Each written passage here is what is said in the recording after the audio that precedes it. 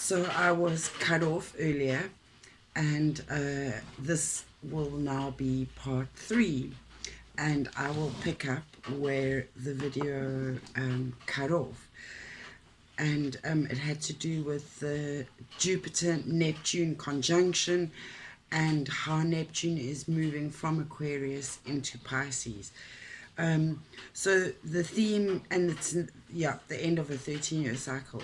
So the theme for the next 13 years involves interchanges between us and the visible and invisible world around us, where we learn. It's about centralization. So here our ego function sets boundaries and shows our unique character, where we learn our oneness within a larger whole. Excuse me. And as the Empress I was talking about in the previous video, it's about what that offspring, and about being the seed-bearing fruit, or what when the flower is fertilized. So the question came to mind about what are you perpetuating, so, and what are you propagating. So and therefore what habits, behaviors are you allowing to continue. And it's about understanding which ones serve you and which ones don't, and removing the things that don't. Again, it's been coming up with that merging of the old and the new. The idea of what isn't tradition is the essence of importance of whatever it is that we're trying to carry on and carry through. However we can change our approach. And so it's a bit like the old school stuff being modernized, and it's a bit like are you rolling your socks down, which was a fashion when I was at school.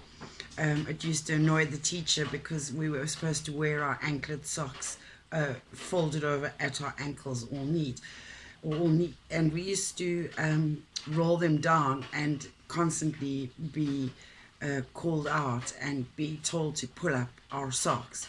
So it was a sense of that, just pull up your socks, but perhaps we can also every now and then roll them down and make things hip and funky and fun. So it's modern approaches. So I use this caption a lot in my marketing about I have modern approaches using traditional methods. And then I don't think that there's that much more I can comment on, except that with this third part, let's look at the extra 2 cards that came out.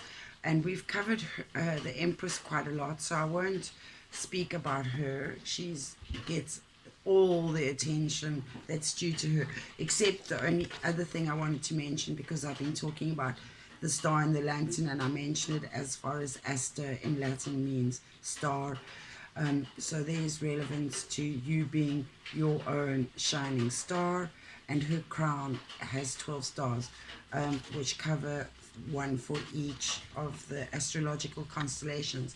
And then the second insight card is the 2 of Wands, and I've been talking about 11 as a portal or a gateway. I always see it as that it's our opportunity to walk through, and again it's from the old into the new, and we are looking towards the horizon. We're trying to assess the best way forward.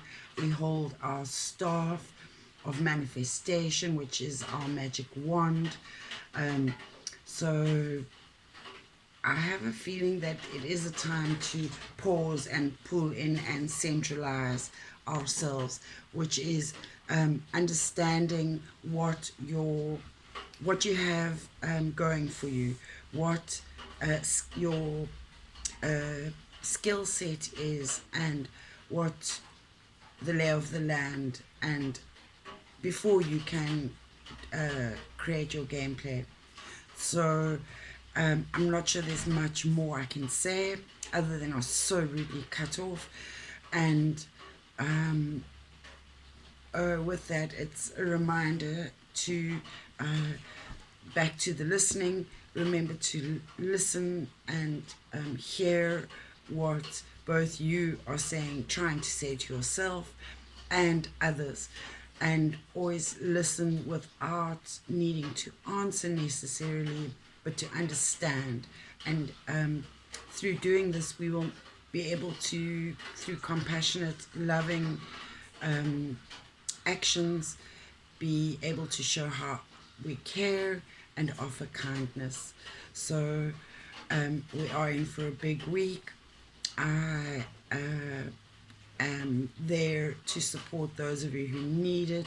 If you need one-on-one consultation time just to talk, as in a counseling fashion, except it will it's more informal than counseling. So you just have the room and the space to speak, and perhaps we will just do a breathing exercise, perhaps a visualization. Perhaps you might like to do an energy-based session, something like distance healing. Everything's available on my website, nikkibwellness.com.